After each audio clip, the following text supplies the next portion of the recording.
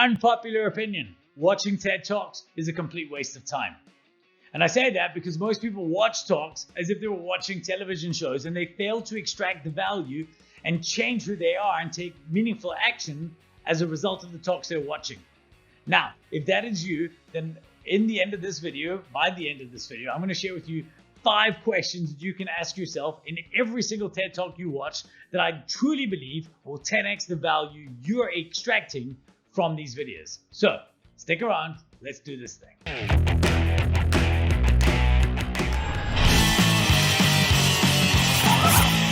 All right, welcome to Lead Loud. My name is Richard Mulholland. I'm the founder and chief evangelist of Presentation Powerhouse Missing Link. And today we're going to be talking about the second coolest thing called TED that you could be watching right now. The coolest is, of course, this guy here, my thunder buddy himself. And I'm not lying, he really is my thunder buddy.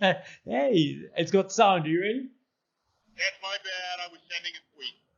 There we go. All right, but what we're actually here to talk about is this TED here. Now, I've been to TED in person 5 times. I've spoken there once. I've coached the TED Fellows program once. I have spoken at, coached at, and attended many TEDx talks as well. And I have some experience in this area, and over the years have developed a system that ensures that I extract the most value, and I believe that I get at least double the value from every single talk I watch. And the reason for this is that when I watch them with 2 very, very specific lenses.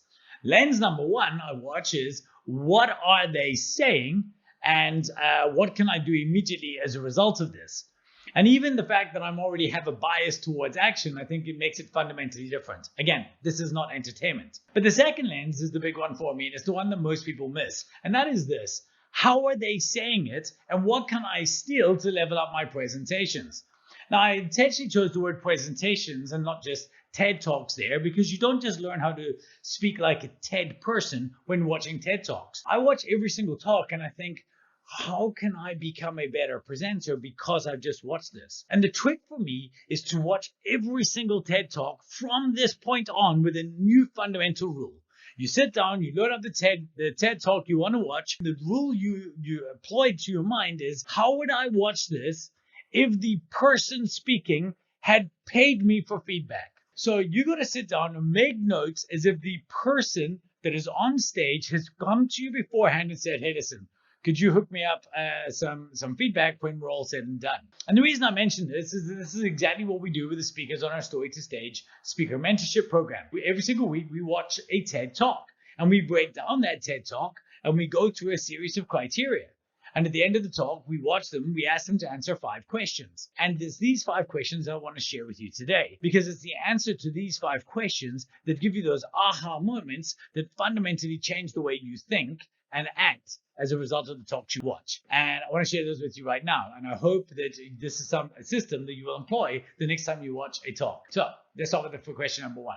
Question number 1 is, what did they win me over with? This is so critical because it'll let you know what has endeared your audience or what endeared you to the speaker, but what will endear audiences in general. And sometimes what they win me over with is their humor. Sometimes what they win me over is their vulnerability. Sometimes what they win me over is their courage. Sometimes what they win me over with is their research. But you have to turn around and look at every single talk and say, when was the point I was like, okay, this is why I want to listen to this person. This is what I like about them. In rhetoric terms, this is their ethos. This is the appeal to character. What do I like about this person? How did they win me over to their side? When did I start wanting them to win in this presentation? So that's thing number 1. And it will give you so much information about what other humans look at in a talk when you're on stage, because you want to win your audience to your side. So that's number 1. Number 2 is, what was their big idea? Like, what made you sit back and say, holy shit? And some talks, you have to do a lot of work to get there. You have to go through and extract and turn around and say, well, I think their big idea was this, but it kind of could have been that.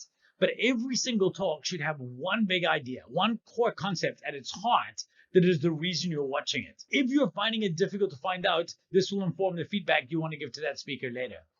If it's easy, then it's great, right? It's just something that just comes across so simply. Like, we were watching this TED Talk by Seth Godin recently, and there was one core idea that came across over and over and over again, and it was ideas that spread win. And he drummed it into your brain at the beginning of the talk. You will never forget that's what it is, and the rest of the talk just proved that idea. It's about, can you get your idea to spread or not? And I think that the way you're going to get what you want or cause the change that you want to change to happen is you're going to figure out a way to get your ideas to spread.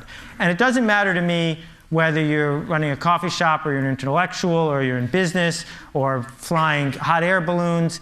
I think that all this stuff applies to everybody regardless of what we do. That what we are living in is a century of idea diffusion. That people who can spread ideas, regardless of what those ideas are, win. But that was their big idea. And again, when you're creating a talk for yourself, you have to make sure that, would my audience be able to guess my big idea just by watching me speak for 20 minutes? Question number 3 is, what do I want to steal? I cannot tell you how many times I watched a presentation and thought, oh, I love that they did that. I love that they tried that. Oh, I really want to try that in a future presentation. And it could be something like, for example, Esther Perel. She opens her talks. If you have a look at some of her talks, it's just with question after question after question after question. And you watch it and you're like, oh. So why does good sex so often fade, even for couples who continue to love each other as much as ever? And why does good intimacy not guarantee good sex, contrary to popular belief? Or the next question would be, can we want what we already have? That's the million-dollar question, right? And why is the forbidden so erotic? What is it about transgression that makes desire so potent? And why does sex make babies and babies spell erotic disaster in couples? It's kind of the fatal erotic blow, isn't it? And when you love, how does it feel? And when you desire, how is it different? What a great opener. I'm so curious now. Or it could be, again, in the same talk I mentioned with Seth Godin, how he just opened at the beginning and he basically wrote or handed you an uncashed check. And he said to you, I'm going to cash this check at the end of the talk. You had to stay around till the end. And I'm like, oh, I'm stealing that. Brilliant. And again, when you look at the talk and you say, well, what am I going to steal from it? It really does help inform your thinking for future presentations. And, you know, hopefully you do actually steal that. Number 4 is, what feedback would I give them?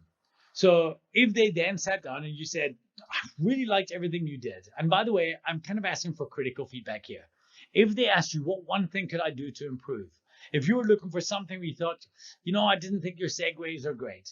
What struck you as something that wasn't working? And I have found that the more critically I look at other people's talks, the more I reflect on myself and the presentations I'm giving and think, oh, I kind of do that myself quite a lot. And just slowly but surely, I start seeing, oh, I really don't like that. I keep on picking up that I don't like that, that I don't like that. And then when I catch myself doing it, it's like a big red flag to say, but you hate that. Stop doing that. And then I change from there.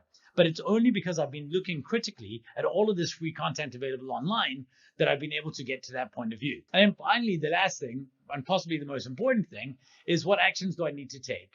Like, what specific action am I going to take as a result of doing this presentation? And I think this is a very, very important idea that we need to do, and we need to have this bias to action. So a little bit of a recap for you there. 5 burning questions. What did they win me over with? What was their big idea? What do I want to steal? What feedback would I give them? And what actions do I need to take? And this actions thing, just one last thought on it. I read a tweet recently by Julian Shapiro, and he said this: reading a book without taking notes is like discovering a new territory and forgetting to draw a map. We have to take notes in these things. We have to be better at watching TED Talks and just consuming them. Right? We want to be taking notes. And for me, answering these 5 questions are the notes you want to take. However, as I kind of expanded on this tweet, taking notes without taking actions is like having a map and not leaving the house. So that last little point is that we have to be watching these talks to say, okay, what am I going to do differently tomorrow because I watched this talk today? And the only way to make that real is you actually got to write this in your to-do list, whichever system you follow, the next day to say, I'm going to do this. And what I will say to you that you have to take the most immediate action. It's not what is the biggest, most important action I can take, but what is the smallest single action I can take that will head me in that direction. And if you can start thinking about that in every single talk you can do, what is the immediate action I can take, then all of a sudden the next day you're going to do something. And as a result of that, you are a changed human because you watched the TED Talk. Pretty badass, right? Okay, so To make this easy for you, the team has created some templates, and we've got those down below in the YouTube video. And it's tools that you can utilize either to print out or actually to work through interactively. And then you can build a nice permanent record, maybe inside Notion, of every single talk you've watched. If you're not watching this on YouTube, head over to there and you'll find them.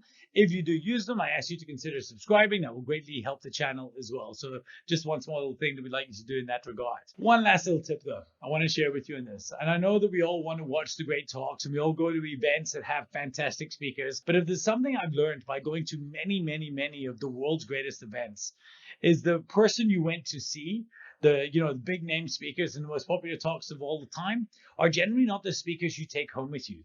It's those ones that you watch that are just like, wow, that was surprisingly brilliant, right? Because there are hidden gems everywhere, not just in the multi-million view juggernauts. And so this is something I've decided that I want to focus on, and why I'm launching a new series on the channel in conjunction with my team. And it is, what are the most underrated TED Talks and what can we learn from them? And every other week, I'm going to share with you a talk. I'm going to tell you what I stole from it, what I learned from it, what I would maybe offer them as a bit of a critical observation, so you can start seeing in practice how I would break down one of these talks and hopefully uncover some gems that you've missed because they maybe didn't reach that level of popularity, but you really should see. Now, I guess to help inform this, one of the things I'm asking you right now is to post in the comments, either on LinkedIn, on Twitter, in YouTube itself, what are the most underrated talks you've ever seen? Talks that you look at, you think this is mind-blowing, and then you look at the views and you think, why are more people not watching this? Let me know what you think in the comments. I'd love to see that. That would be fantastic. And of course, if you do want to try and unlock some of those talks yourself, and you want to figure out how to become one of those underrated until you're discovered speakers, then definitely consider checking out our Story to Stage program. We really would like to help you share your story with the rest of the world in a way that has impact. So that is it from this one. I hope you found it valuable. I hope you're going to try. And I guess my challenge to you right now is just to watch at least one little TED Talk. And if you're brave enough, share the answers to the questions with a link to the talk in the comments below, and then I'd love to go watch that talk and see what I think about what you've done, and maybe we can get a bit of a conversation going and build some community around this discussion. I also hope that you're looking forward to the new series, because I'm really looking forward to producing that. So until next time, that's it. Keep leading loud. Peace.